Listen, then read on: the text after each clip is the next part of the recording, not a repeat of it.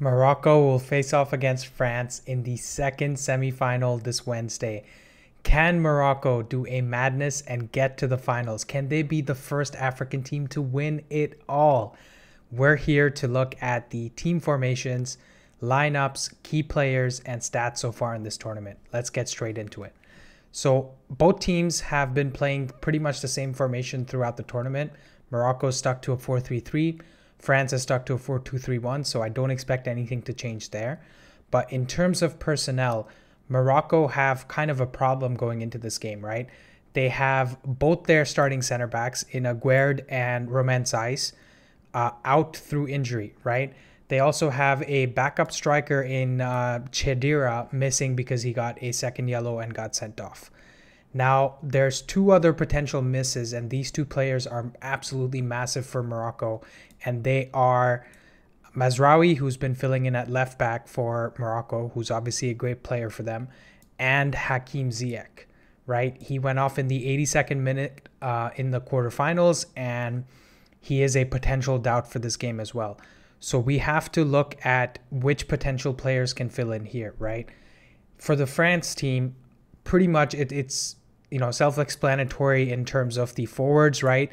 He will definitely play Mbappe, Griezmann, Dembele, and Giroud in the front four. He will definitely play Tchouameni and Rabiot as the two sixes. He will definitely play Koundé as the right back.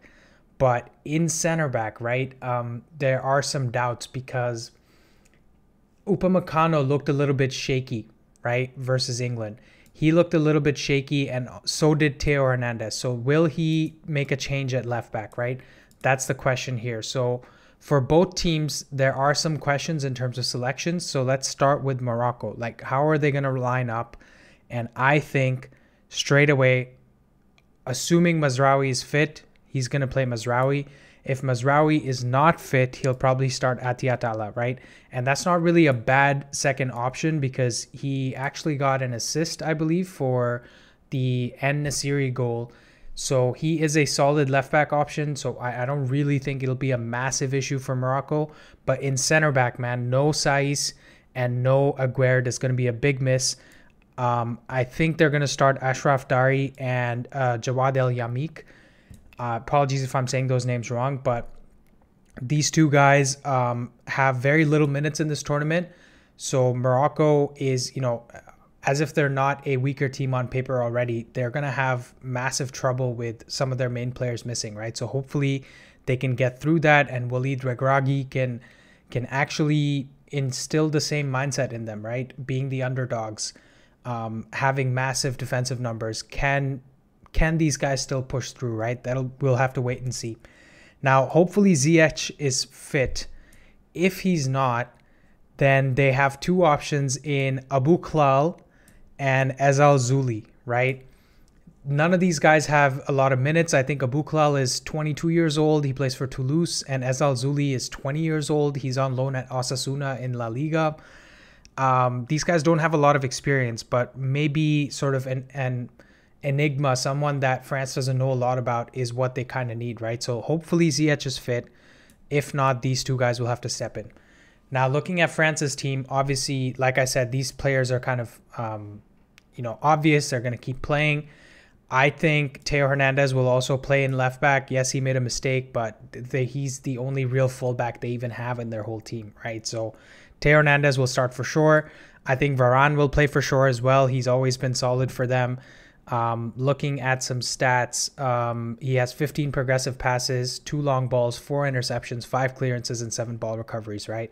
This guy's an absolute leader on the pitch. I have no doubts Varane will start. Upamecano, he has good stats, right? He has done well on the ball and things like that. 129 touches, 13 progressive passes, 9 accurate long balls, 8 clearances, and 15 ball recoveries. But the big problem is that he is susceptible to individual errors, right? And so are Tchouameni and Rabiot. Like, these guys can do something rash, along with Theo Hernandez as well, as we saw. So they have to avoid individual errors, because if Morocco gets a goal in like the 70th minute or something, there's every chance that France starts to panic just like Portugal did and screws this game up, right? So France can't afford any individual errors. And personally, with the playstyle of Morocco relying on long balls and putting balls into the box, I would personally play Konate instead of Upamecano.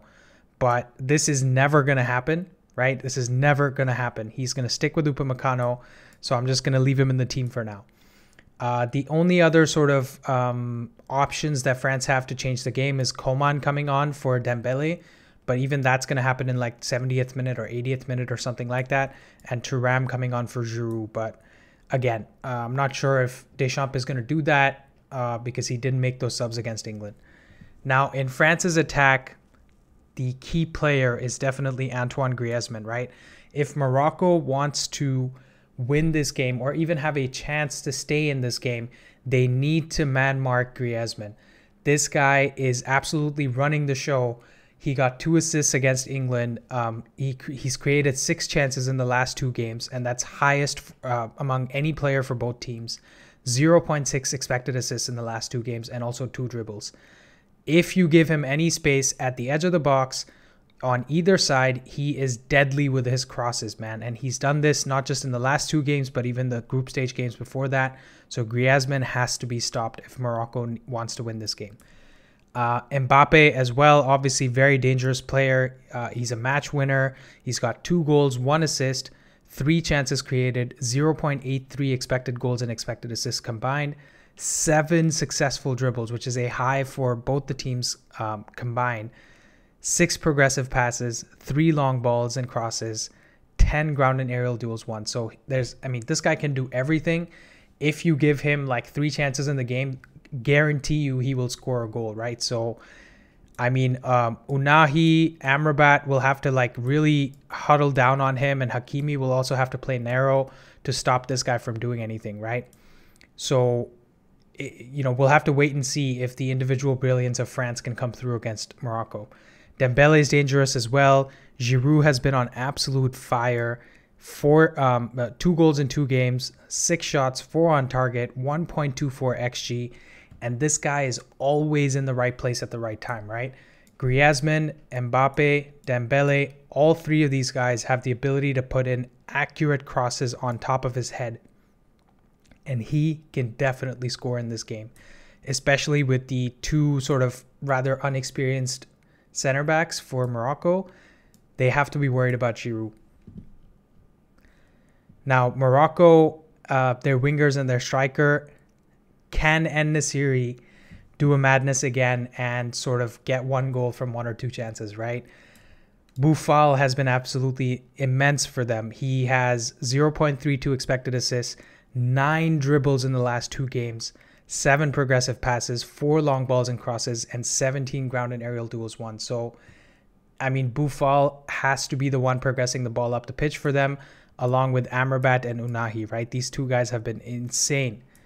Ziyech is also has been rather quiet in the last 2 games, but he can create magic if given the chance. In midfield and defense, these 2 guys are going to be really important for Morocco.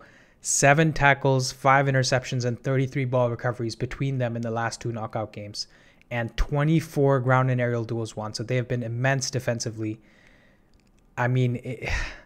Morocco really has to make sure they don't make any individual mistakes, and that France just struggles to create anything. And don't get me wrong, I think Morocco has a chance to win this, but the only way they can win it is by having like 25% possession or something like that, sitting really deep and hoping and praying that France does not create anything special and that Morocco takes their chance when they get a chance or 2. What do you guys think, my Moroccan fans? Do you guys still think they can do it and get to the World Cup final? I am optimistic for them, but it's going to be a difficult game. So let me know your thoughts in the comments, like and subscribe, and I'll see you guys in the next one.